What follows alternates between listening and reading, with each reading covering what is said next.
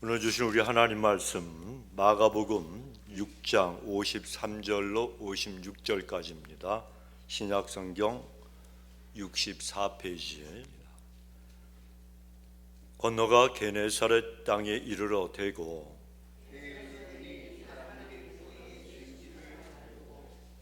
그 온 지방으로 달려 돌아다니며 예수께서 어디 계시단 말을 듣는 대로 병든 자를 침상채로 메고 나오니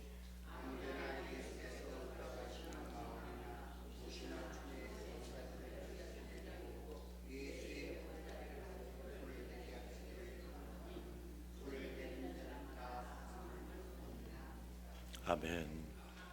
자, 우리 믿음으로 선포합시다. 시작. 하나님은 엘샤다이 하나님, 전능하신 하나님, 문제보다 크신 하나님, 대적보다 크신 하나님, 하나님은 모든 것을 하실 수 있습니다. 아멘. 자, 한국의 여류 작가 중에 전에 저보다 연세가 좀 연배가 있으신 그런 분인데 오해령이라고 하는 그런 극작가가 있었습니다. 근데 이분은 1960년대 70년대에 희곡 작가로 연극 대본을 쓰는 그런 분으로 또 방송인으로 수필가로 너무나도 많은 그 작품들을 썼고 굉장히 유명한 분이에요. 특별히 학생들이 연애 편지 써요, 안 써요? 써요. 그런 분들은 경험이 있으신 분이야. 연애 편지 쓰고 그리고 엽서 보내고 그럴 때 이 오해령 작가의 그 글을 갖다가 거기에서 글귀를 갖다 따서 많이 인용을 했습니다. 특별히 그 젊은 학생들에게 많은 사랑을 받았던 그런 분인데 이분은 경향신문 신춘문예에 당선이 되었고 또 동아일보에서 연극 대상을 수상할 정도로 그 능력이 뛰어났던 탁월한 그런 재능을 가진 그런 분이었습니다. 그리고 1975년에 제1차 세계 언론인 작가대회에서 사무총장으로 선출되기도 했습니다. 그러니까 팔방미인이었어요. 근데 이분이 학교를 다녔는데 한국의 이화여고 그리고 연세대학교 그 졸업을 했습니다. 공통점이 있죠. 미션스쿨, 기독교 학교예요. 그러니까 미션스쿨을 다녔으니까 기독교에 대해서는 잘 알겠습니까? 모르겠습니다. 너무 잘 알아요. 채플 시간에 듣기 싫어도 들어야 돼. 왜? 하나님 말씀을 듣고 예배 드리지 않으면 점수가 안 나와요. 학점이 안 나와요. 그러니까 억지로라도 들어야 됩니다. 성경 공부도 했습니다. 그런데 젊은 시절에는 흔히 머리 좋고 똑똑한 지성인들이 빠지기 쉬운 그러한 그 길로 걸어갔습니다. 내 인생의 그물은 누가 채운다? 내가 채운다. 내 지식, 내 재능, 내 노력 가지고 채운다. 이런 마음을 가지고 그분이 자기를 갖다 과신했어요. 지나치게 자기를 갖다가 믿었습니다. 그래서 그런 것 때문에 인생을 입으로는 예수님을 갖다 안다 그래도 인생 자체가 예수님이 없는 삶을 살아가게 되었다는 겁니다. 그러다가 30대 나이에 모교인 이화여고에서 이제 교사 생활을, 교직 생활을 시작했습니다. 그런데 선생님이 되어서 학생들을 가르치는데 몸에 갑자기 이상이 생겼습니다. 이상하다 싶어서 병원에 가서 검진을 받았는데 그 결과가 무엇인가 하면 위암, 이게 퍼져서 임파선암. 그래서 의사가 진단을 내리기를 당신은 3개월을 넘기지 못합니다. 청천벽력과 같은 그러한 이 진단을 받게 된 겁니다. 그래 이 사람이 참 어린 시절부터 하나님 내가 숱한 질병의 고통 속에서도 내가 용케 지금까지 살아왔는데 이것도 모자라서 그것도 모자라서 왜 나에게 이런 고난을 갖다가 허락하십니까? 아니 살아갈 때는 잘 나갈 때는 하나님을 갖다가 마음에 두지도 않고 있다가 이제 죽을 병에 걸리니까 누구를 찾는 거예요? 하나님을 찾아요. 그리고 하나님 앞에 믿음으로 기도하는 게 아니고 회개하는 게 아니고 뭐예요? 하나님 앞에 원망하고 항변하고 이런 모습으로 그가 하나님 앞에 따지기 시작을 했어요. 하나님, 내가 그래도 인생을 좀 잘 살아보려고 그것도 올바르게 살아보려고 내 나름대로 노력을 하지 않았습니까? 그런데 왜 그런 나에게 매를 드시고 때리십니까? 하나님이 살아계시다면 한번 설명을 좀 나게 해달라고. 내가 이렇게 아프고 고통 중에 있는데 이 고통 중에 이 많은 어려움 속에서 나에게 말씀해 주지 않으면 나는 하나님을 믿지 못하겠습니다. 이렇게 하나님께 따지고 원망하고 항변하기 시작을 했습니다. 아주 부르짖었어요. 그럼에도 불구하고 통증은 하루 24시간 동안 단발마처럼 그에게 다가왔습니다. 너무 아팠어요. 여러분, 말기암은요 굉장히 아프잖아요. 너무 고통스러웠어요. 그래서 차라리 죽고 싶었습니다. 정말 죽음을 갖다가 기다리는 그러한 삶이 얼마나 고통스러운지, 그냥 마음도 고통스러운데 육신이 아프니까 너무너무 견디기가 힘들었어요. 그래 마치 내일 죽을지 모르고 모레 죽을지 모르니까 이 죽음을 갖다가 24시간 기다리는 사람처럼 달력에다가 하루가 지나면 빨간 색연필로 빗금을 긋기 시작했어요. 오늘 또 하루 지났네. 이제 하루가 또 줄어들었네. 이러면서 죽음을 기다렸습니다. 3개월로 예정이 되었던 죽음의 날짜가 6월 26일이었어요. 오늘은 며칠? 12.6. 누가 죽었어요? 잘 모르세요? 박 대통령이 그때 암살당한 날이 10월 26일이에요. 근데 우리는 예배드려요. 살아서 대통령을 못 됐어도 아직까지도 살려주신 거 감사하시기 바랍니다. 그런데 이 죽음의 날짜, 이 오혜령 작가가 기다리던 그 날짜가 6월 26일. 그런데 6월 26일 달력에 쫙 빗금이 쳐졌습니다. 그리고 나서도 며칠이 지났어요. 죽을 때가 됐으니까, 죽을 날짜를 며칠 넘겼으니까 이제 곧 죽어야 돼요. 그런데 몸은 쇠약해질 대로 쇠약해져서 물만 먹어도 토하고 피가 쏟아지는 고통이 계속되었습니다. 그러다가 어느 날 정신이 몽롱해졌어요. 그런데 그때 어디선가 누군가가 그의 목덜미를 콱 하고 낚아채어서 땅바닥에 그냥 나동갈아졌습니다.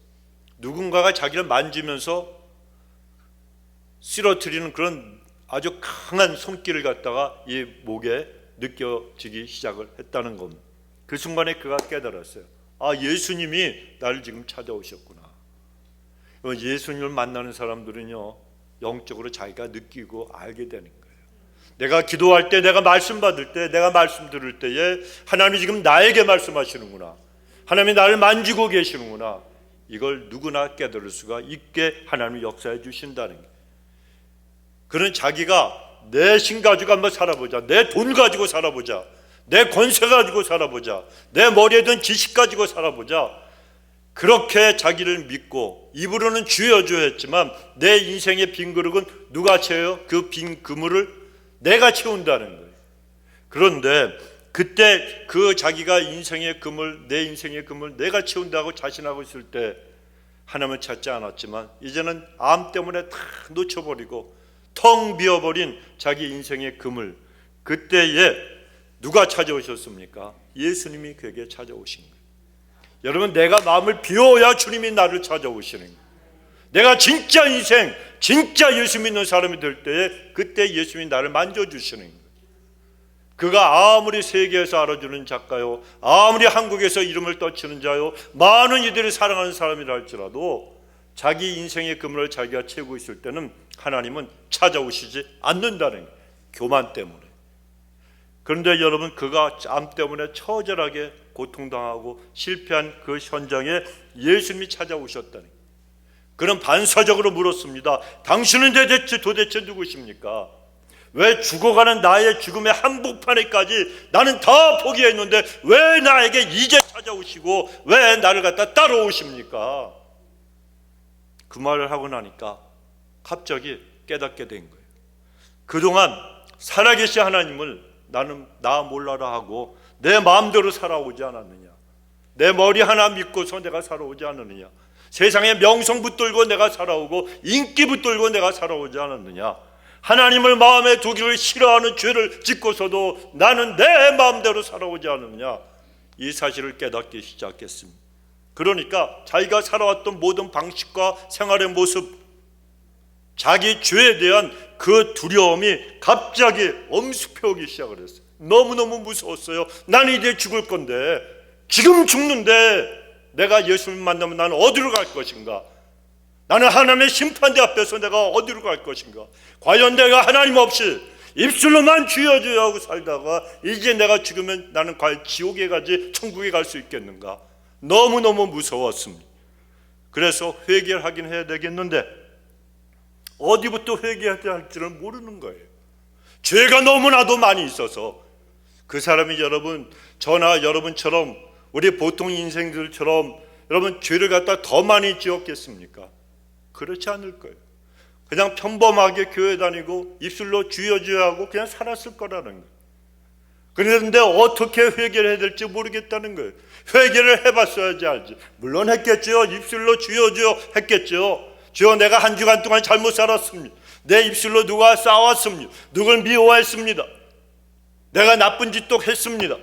여러분 입술로 회개했지만 하나님이 받으시는 진정한 회개는 하지 않았다는 거예요. 예수님의 보혈로 그 영혼이 씻기고 예수님의 보혈로 그 심령이 씻겨주는 하나님이 기뻐하시는 회개는 해보지 않았다는 거예요. 눈물로 하나님 앞에 호소하고 가슴을 찢는 회개는 없었다는 거예요. 얼마나 무서웠겠습니까? 그래서 그가 눈물만 쏟았습니다. 하나님 나를 불쌍히 여겨 주옵소서. 나는 어떻게 회개해야 할지도 모르겠고 내 죄가 너무 더러운 것이 더덕더덕 붙어가지고 나는 하나님 앞에 어떻게 회개해야 될지도 모르고 입술도 열리지 않습니다. 그러나 하나님, 나는 이제 하나님이 진짜 살아계신 것을 나는 믿습니다. 그러나 지금 제가 너무 아픈데 하나님 내가 어떻게 합니까? 하지만 지금 이 병도 하나님께서 저를 구원하시고 회개하도록 만드시기 위해서 사용하신 방법이라면 하나님 진정으로 감사합니다. 이렇게 하나님 앞에 기도했다는 거예요.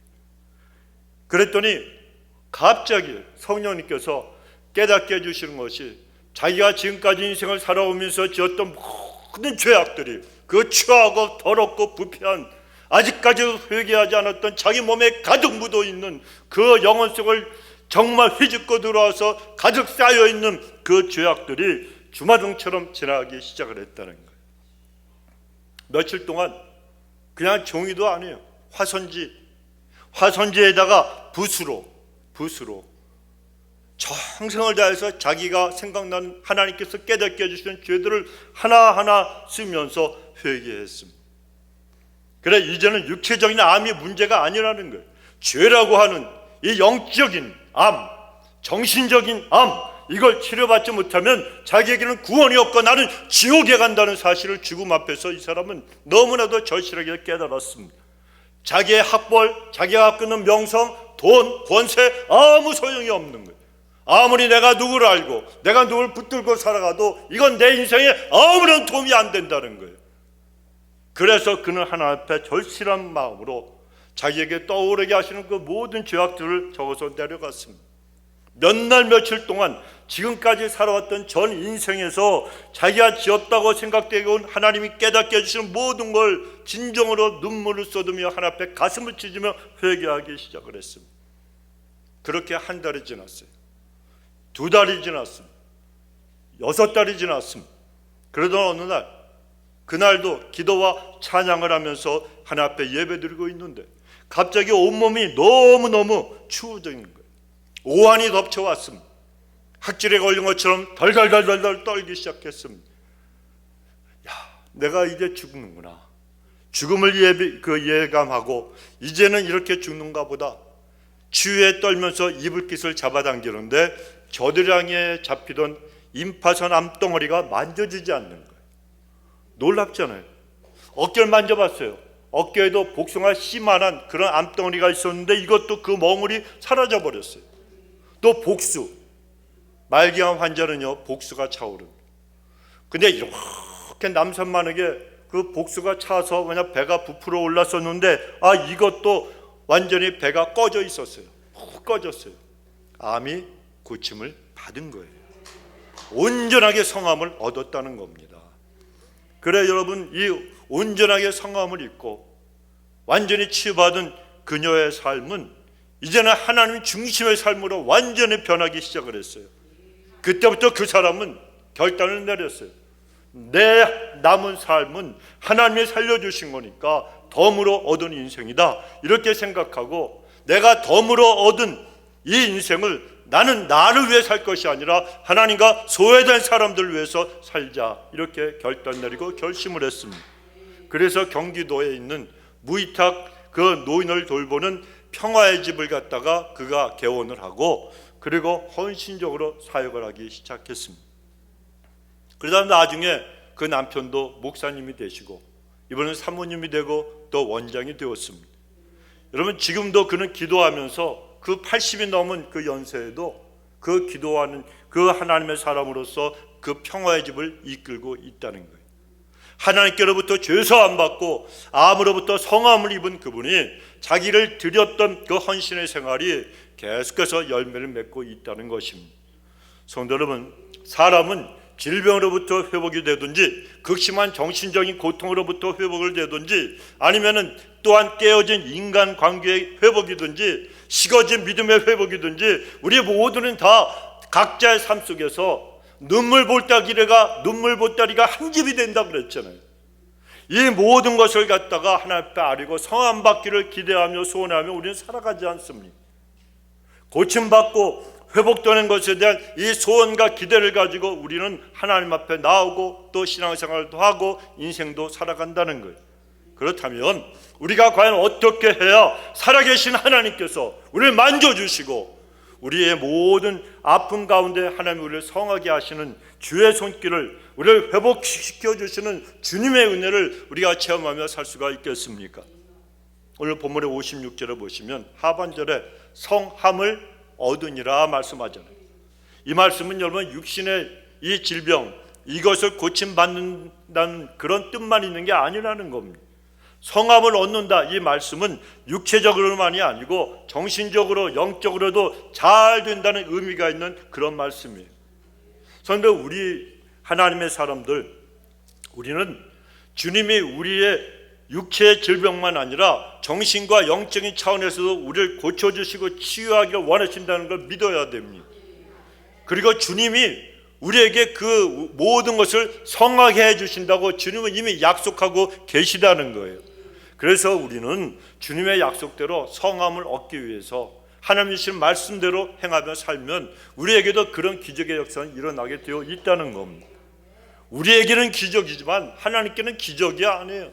아무것도 아니에요. 여러분, 문둥병자를 고치시고 죽은 자를 살리시고 홍해를 가르신 여리고를 무너뜨리신 천지를 만드신 하나님 앞에 못할 것이 뭐가 있고 불가능한 일이 어디에 있겠습니까? 우리는 하나님의 역사를 기대해야 돼요. 그래서 첫 번째 우리가 할 일이 하나님의 역사를 믿음으로 기대하고 하나님 앞에 나와야 된다는 겁니다. 그냥 하나님 나 아파요 이러고 돌아갈 게 아니고 내가 주의 전에 나오면, 내가 하나님 앞에 기도하면, 내가 하나님 앞에 가까이 가기만 하면 나를 위해 하나님은 똑같은 기적도 베풀어 주신다고 믿고 하나님 앞에 기대해야 된다는 거예요. 여러분, 배나무 밑에서, 사과나무 밑에서 입을 벌리고 딱 누워 있는데 그것도 우연히 아니면 배나 사과가 떨어지면 이가 다치니까 잘 익은 홍시나무 밑에 가서 입을 벌리고, 그것도 입 벌리고 잘라는 게 아니고 그냥 코를 골다가 낮잠을 자다가 그늘 밑에서 자다가 입을 벌리고 자기도 모르게 드렁드렁 자는데 뭐가 똑 떨어졌어. 홍시. 입 벌리면 홍시도 들어오는 거예요. 그런데 입을 닫고 자면 홍시가 입에 들어와요? 팍 하고 터져갖고 이게 뭐여 이러지. 못 먹는 거예요. 그 맛있는 거. 하나님 앞에 우리가 믿음으로 입을 넓게 열라 하셨으니까 열어야 되는 거예요. 기대하는 자만이 열 수 있다는 겁니다. 여러분, 하나님의 사람들은요 모든 일에 있어서 하나님을 믿음으로 바라보고 하나님의 역사를 기대하고 신앙생활하면 되는 거예요. 그래 오늘 본문 53절 54절에 보면 건너가 게네사렛 땅에 이르러 대고 배에서 내리니 사람들이 곧 예수이신 줄로 알고, 예수님께서 갈릴리 바다를 배를 타고 건너가셨어요. 그리고 도착하셨을 때 배에서 내리셨는데 사람들이 예수님을 알아봤어요? 못 알아봤어요? 알아봤어요. 즉시 알아봤어요. 그리고 그들이 예수님께로 몰려오기 시작했다는 거예요. 왜 그들이 예수님께 몰려왔겠습니까? 이 게네사렛 사람들이 그동안 예수님을 사모하며 손꼽아 기다리고 있었기 때문입니다. 이들이 얼마나 예수님을 만나보고 싶은 기대가 가슴 속에 가득했으면 예수님이 배에서 내려오시자마자 그들이 달려왔겠습니까? 우리에게도 게네사렛 사람들처럼 예수님께 대한 이런 사모함이 있어야 되고 주님의 역사를 기대하는 믿음이 우리에게 반드시 있어야 합니다. 기적은 그런 사람들에게 일어나는 거예요. 응답은 그런 사람들에게 떨어지는 겁니다. 하늘은 그런 자들을 위해서 열리게 된다는 겁니다. 시편 107편 9절에 보면 그가 사모하는 영혼에게 만족을 주시며 어떤 사람에게? 사모하는 사람에게, 기대하는 사람에게, 줄인 영혼에게는 좋은 것으로 채워 주심이로다. 할렐루야. 좋은 것으로 채워 주신대요. 달콤한 홍시도 주시고 시원한 배도 주시고 새콤달콤한 사과도 주신다는 거예요. 기대하고 사모하고 입만 벌리라는 거예요. 하나님이 다 주신다는 겁니다. 이사야서 44장 3절은 나는 목마른 자에게 물을 주며 마른 땅에 신에게 흐르게 하며 나의 영을 내 자손에게 나의 복을 내 후손에게 부어주리니 말씀합니다. 여러분, 하나님은 사모하는 자에게 은혜를 주시고 기대하는 자에게 응답을 주시고 그런 믿음의 삶을 통해서 일하고 계시는 분이라는 거예요. 그러므로 우리는 세상 것들을 사모하고 목말라 할 것이 아닙니다. 하나님의 의에 줄이고 하나님의 은혜에 목말라 하며 하나님을 기대해야 내가 내 삶 속에서 성함을 얻게 되어지는 겁니다. 미국에 브라이언이라고 하는 사람이 있었어요. 그가 40대 후반이 되었을 때 그는 세상이 온통 다 무너지고 무거운 짐이 자기 어깨를 짓누르는 아주 참혹한 상황 속에 빠져들기 시작했습니다. 사업이 부도가 났어요. 가정은 다 깨져 버렸습니다. 건강도 나빠졌습니다. 그래서 그에게는 기쁨도 평안도 열정도 다 사라졌어요. 하나님이 한번 부시면 다 날아가는 거예요. 그래서 그는 죽지 못해서 하루하루 사는 형편이 되었습니다. 그때 신앙의 친구 한 사람이 그에게 조언을 했습니다. 야, 친구야, 너는 지금 어렵고 힘든 상황에 있지만 부정적인 그런 것만 바라보는 눈을 한번 다른 곳으로 돌려봐라. 네가 잃어버린 거, 놓쳐버린 거, 사라져버린 거 이런 것만 보지 말고 남은 것을 한번 봐봐. 그리고 상황이 바뀌고 있다는 것을 한번 믿어봐. 너는 그런 복을 받은 사람이잖아. 그런 복을 정말 받을 만한 그런 믿음이 있지 않아? 무엇보다도 하나님이 너를 사랑하고 계시지 않니? 그러니까 이제부터 하나님을 믿고 하나님을 기대해봐. 친구가 이렇게 조언을 해줬어요. 그 말을 듣고 브라이언이 정신을 차리고 자기의 삶의 패턴을 바꾸기 시작했습니다. 매일 눈을 뜨면 원망하고 불평하고 나는 이제 인생이 완전히 끝났다. 그러면서 내가 오늘 또 숨을 쉬지만 어떻게 무엇 때문에 살아가지? 아무런 보람도 없이 한숨만 쉬던 사람이 이제는 아침마다 눈을 뜨면 그 자리에서 일어나기 전에 하나님 앞에 감사할 이유를 갖다가 10가지씩 생각하고 쓰면서 묵상을 했다는 거예요. 그리고 하나님을 믿고 기대하기 시작을 했습니다. 그런데 몇 달 동안 이 일을 갖다 계속하니까 부정적인 생각과 습관들이 하나씩 그에게서 깨어져 나가고 사라지기 시작을 했습니다. 그리고 믿음과 하나님께 대한 신뢰가 점점 성장하더니 환경과 상황이 호전이 되기 시작을 했습니다. 일도 다시 시작할 수 있게 되었고 끊어졌던 관계도 다시 회복이 되어져 갔습니다. 하나님의 선하심이 그 삶을 갖다 지배하고 그를 만져주셨기 때문에 이런 일이 일어나는 거예요. 그의 마음속에서 자기가 하나님을 향해 갖고 있던 그 기대들이 그를 움직인 거예요. 그리고 그 영혼과 심령 속에 기쁨과 환희가 넘치는 삶을 살 수 있도록 하나님이 축복하셔서 그의 삶이 모든 것이 다 그대로 회복이 되어졌다는 거예요. 여러분, 이것이 하나님을 기대하는 자들에게 베풀어 주시는 하나님의 은혜요, 이 은혜를 받은 사람의 모습인 줄로 믿습니다. 우리 성도님들도 전능하신 하나님의 치료의 손길을, 회복의 손길을 믿음으로 기대하시며 신앙생활 하시기 바랍니다.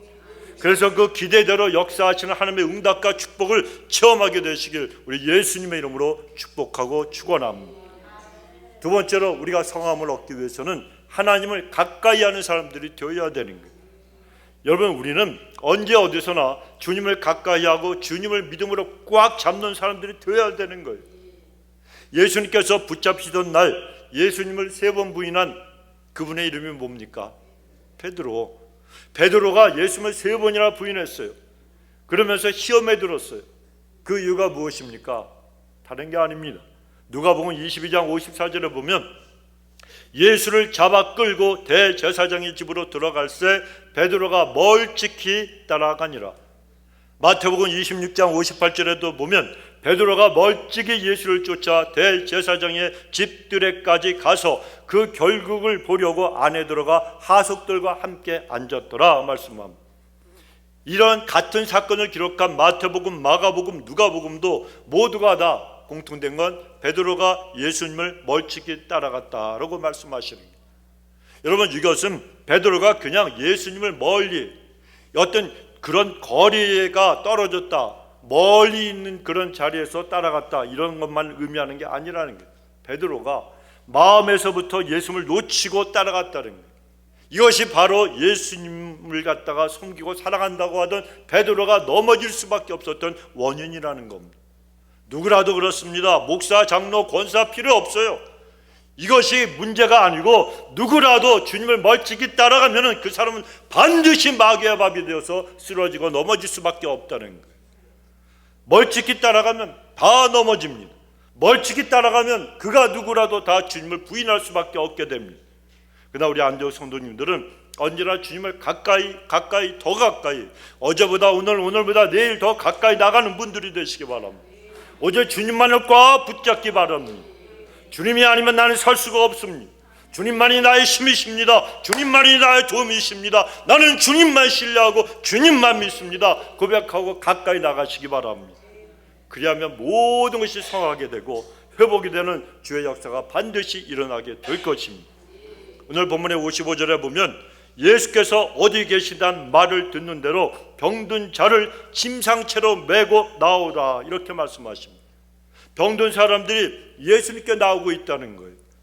오늘날도 여러분, 명의로 소문난 의사에게는요 수많은 환자들이 몰려옵니다. 실력 있는 의사라는 걸 알기 때문에. 근데 예수님이 누구십니까? 못 고칠 질병이 있어요, 없어요? 없어요. 명의 중에 명의입니다. 만병의 대의사가 되십니다. 그런 예수님을 가까이 하면 반드시 성하게 되는, 고침받는, 회복되는 역사가 일어나게 되어 있다는 겁니다. 이건 너무나도 당연한 거예요. 여러분, 우리 인간은요, 사람은 내가 누구를 가까이 하느냐에 따라서 그 인생이 달라지는 거예요. 우리 한국말에 끼리끼리, 우리가 남이가 하는 말이 있잖아요. 끼리끼리. 사람은 끼리끼리 만나고 끼리끼리 모이는 거예요. 이것을 무리의 법칙이라고 합니다. 같은 무리끼리 모인다는 겁니다. 소매치기는 경찰관하고 모여요? 형사하고 모여요? 아니잖아요. 소매치기는 소매치기끼리 모입니다. 거짓말쟁이는 거짓말쟁이끼리 모입니다. 신앙인은 누구하고? 신앙인끼리 모이게 되어 있습니다. 자, 여러분, 혹시라도 소매치기 당하셨는데 붙잡았어요. 손을 내 주머니에 딱 넣는데 내 백 속에 있는 걸 딱 잡았어요. 보니까 용서해달라고 용서해줬어. 그때는 소매치기가 당신은 너무 좋은 사람이라고 나하고 친구하자고 친구를 먹었어요. 그래갖고 소매치기와 같이 어울려 다닙니다. 그런데 사람이 붐비는 백화점 같은 곳에 갈 때마다 같이 갔어. 몇 주만 지나면 어떻게 됩니까? 백화점 손님들의 그 가방 안에 있는 물품들이 전부 그 손에 들어와 있을 겁니다. 그러나 그 심령이 깨끗하고 정결하며 하나님을 사랑하고 기도하는 겸손한 사람과 가까이 하기만 하면 인생과 신앙에 너무나도 많은 유익을 얻을 수 있게 되는 거예요. 그러나 더 중요한 게 있습니다. 좋은 신앙인을 만나는 것도 중요하지만 더 중요한 건 우리 믿음의 사람들은 특별히 가장 먼저 하나님을 가까이 하는 사람이 되어야 되는 거예요. 야고보서 4장 8절은 하나님을 가까이 하라, 그리하면 너희를 가까이 하시리라 말씀합니다. 이게 누구의 약속? 하나님이 약속하시고 도장 찍으신 거예요. 하나님을 가까이 하기만 하면 하나님이 우리에게 가까이 하신대요. 여러분, 이것만큼은 여러분 귀하고 정말 은혜가 되는 말씀이 어디 있습니까? 하나님이 나를 가까이 하시면 내 인생은 끝나는 거예요. 하나님이 책임져 주시기 때문에. 인생에서 그래서 선하고 좋은 사람, 또 좋은 것들 만나는 것도 중요하지만 하나님을 만나는 것과는 비교가 안 되게 더 중요한 것이, 여러분, 내가 하나님을 날마다 가까이 하는 거예요. 하나님을 가까이 하면 하나님의 역사를 우리는 매 순간마다 체험할 수가 있게 되는 거예요. 하지만 눈에 안 보이는 하나님을 우리가 어떻게 가까이 합니까? 어떻게 하나님을 꽉 붙잡을 수가 있습니까? 한 가지밖에 없어요. 방법은 하나님의 말씀을 붙잡고 가까이 하며 살아가는 거예요. 아마존의 창업자, 아마존이 또 모르시는 분이 딱 한 분이 계신 것 같아요. 아마존, 남미의 브라질과 파라과이, 아르헨티나 이런 데 걸쳐 있는 큰 정글 아닙니까? 근데 제가 말씀드리는 이 아마존은 사업체, 택배하는데 아시죠? 아마존의 창업주 이름이 제프 베이조스예요. 이 사람이 이런 말을 했어요. 사람들은 나에게 5년 후나 10년 후 무엇이 변할 것인가 이걸 묻지만, 그러나 정말 변하지 않을 것이 무엇인지는 물어보는 사람이 없습니다. 사업 전략은, 비즈니스는 변하지 않는 것에 토대를 두어야 됩니다. 이런 말을 했습니다. 그건 제가 볼 때는 예수도 안 믿는 사람이 제법 올바른 얘기를 한 것 같아요. 여러분, 사업 전략은 앞으로 무엇이 어떻게 변화될지 예측하는 것도 물론 중요하지만 먼저 변하지 않는 견고한 토대 위에 세워져야 한다는 그런 뜻입니다. 자, 여러분, 산에 오르셨다고 생각을 해보십시오. 산에 올라갔는데 길을 잃어버렸어요. 어떻게 해야 됩니까? 길을 찾아서 낮은 곳으로 내려가야 됩니까? 높은 곳으로 올라가야 됩니까? 낮은 곳으로? 아니에요. 높은 곳으로 올라가야지. 높은 곳에 올라가서 바라봐야 되는 거예요. 그래야 길이 보이는 거예요. 어디에 있나. 낮은 곳으로 내려가다 보면 길이 없어지면 어떻게 됩니까? 못 찾는 거예요. 바다에서 방향을 잃었을 때도 마찬가지입니다. 지나가는 배의 불빛을 갖다가 기준으로 삼으면 안 된다는 거예요. 배에 불빛이 있으니까 불빛이 움직여요, 안 움직여요? 움직여요. 그러니까 내가 방향을 찾을 수가 없습니다. 바다에서 길을 잃었을 때는 변하지 않는 하늘의 북극성만 바라봐야 합니다. 지금 여러분, 우리가 살고 있는 이 세상이 그래요. 인생을 갖다 길을 잃어버리게 하는 산입니다. 방향을 잃어버리게 한 바다와 똑같습니다. 우리가 살고 있는 이 땅, 이 세상은 숨이 막힐 정도로 아주 급변하고 있는 그런 세상입니다. 인공지능, 우리 남성교회에서 얼마 전까지만 해도 수고를 해주셨죠. AI. 이 AI가 전화가 왔잖아. 이렇게 귀신처럼 안 되니까 AI가요. 자기 얘기할 줄 알고. 이 AI만 해도요, 활용화된 지 얼마 안 됐어요. 그런데 벌써 일반적인 사람의 지능과 방불한 사람의 지능을 지닌 AGI라고 하는 인공지능을 갖다가 개발하고 있다는 거예요. 이것만이 아니고 이걸 훨씬 뛰어넘는 ASI라고 하는 사람의 능력과 지능을 상상도 못할 만큼 뛰어넘는 그런 슈퍼 인공지능에 대한 이론을 지금 만들고 연구하려고 한다는 거예요. 뿐만 아니라 로봇공학, 또 나노라고 하는 생명공학, 정보통신기술, 또 수많은 자연의 재난과 재앙 등 이 세상의 환경은 우리가 눈만 뜨면 하루하루 다르게 시간마다 변화되고 있습니다. 그러나 제프 베이조스라고 하는 이 아마존 창업자의 말대로 변화하는 세상은요, 변하지 않는 세상으로 이겨내야 되는 거예요. 이것이 우리가 영원히 변하지 않는 하나님의 말씀, 성경을 더 붙잡고 인생을 경영하며 살아야 되는 이유가 되는 겁니다. 예수님은 마태복음 24장 35절에서 말씀하셨습니다. 천지는 없어질지언정 내 말은 없어지지 아니하리라. 모든 것이 변하고 무너지고 다 쓰러져 가도 아무리 빨리 급속하게 변해도 하나님 말씀만은 변하지 않는다는 거예요. 그러면 우리 성도님들, 예수의 말씀, 주의 말씀을 가까이 하시고 그 말씀만을 굳게 붙잡고 오늘 본문에 나오는 게네사렛 사람들처럼 예수를 더욱더 날마다 가까이 하시기 바랍니다. 그리고 믿음의 연조가 길어지면 길어질수록, 세월이 가면 갈수록 더욱더 회개함으로, 기도함으로, 모이기를 힘쓰므로 하나님과 가까워짐으로 날마다 모든 것이 하나님의 은혜로 성함을 받는 그런 축복이 여러분에게 넘치게 되시길 주의 이름으로 축원합니다. 세 번째로 우리가 성함을 얻기 위해서는 믿음으로 손을 주님께 내밀어야 돼요. 어떤 소년이 있었습니다. 이 소년이 10살이 되기 전부터 아버지 돈을 상습적으로 훔쳤습니다. 10살 되기 전부터 그리고 14살 때 어머니가 돌아가셨는데 그날도 그 소녀는 14살짜리가 술에 만취해가지고 도박을 즐겼어요. 아마 요즘처럼 마약이 그냥 만연한 그런 세상이었다면 분명히 이 사람은 살지 못했을 거예요. 중독이 되어서. 조그만 어린 게 술에 만취해가지고 도박까지 했다니까요. 16살 때는 호텔에 숙박비를 떼어먹고 도망쳤어요. 참 너무하잖아요, 그 어린 게. 그러다가 붙잡혀서 한 달간 철창 신세를 지기도 했다는 겁니다.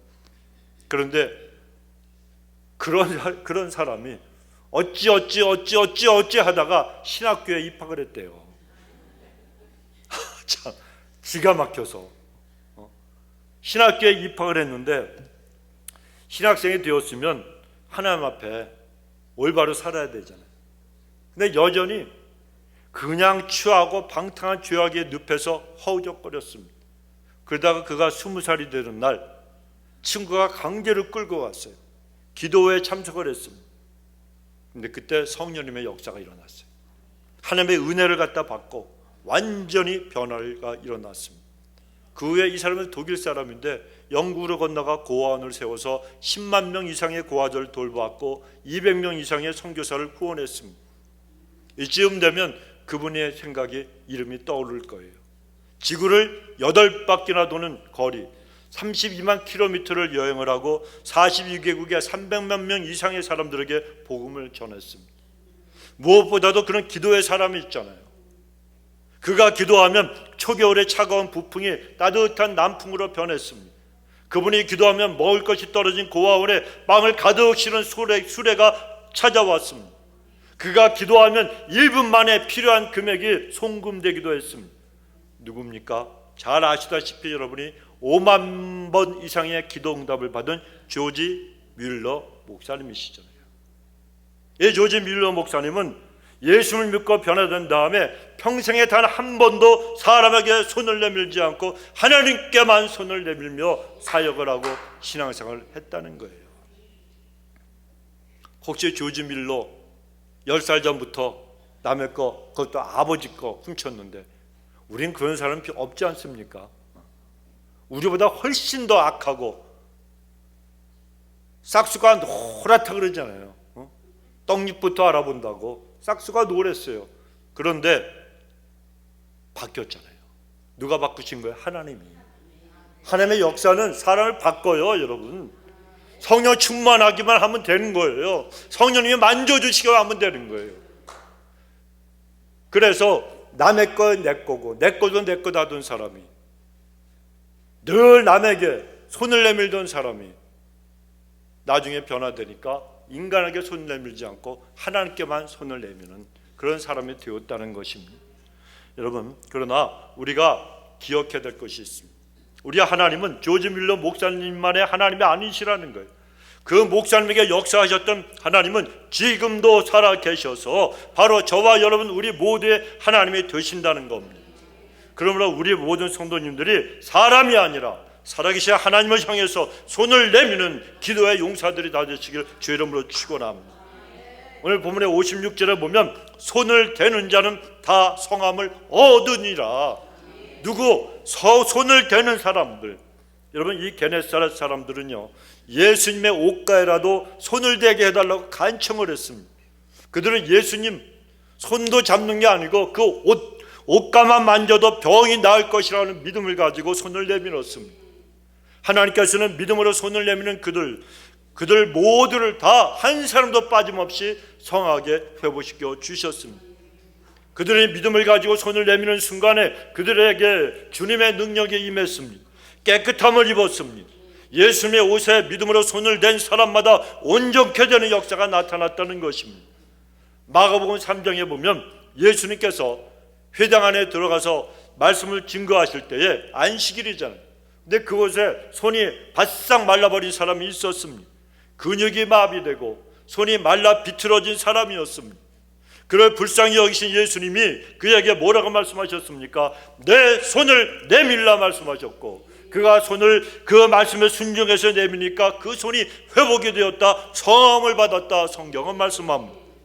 만일 여러분 그가 예수님께 손을 내밀지 않았다면 그 손은 고침받지 못했을 것입니다. 그러므로 우리도 예수님이 나에게 손을 내밀라고 하시면 그 손을 내밀어야 되는 거예요. 여러분 생각해 보십시오. 예수님이 왜 우리에게 손을 내밀라고 하시겠습니까? 고쳐주시기 위해서예요.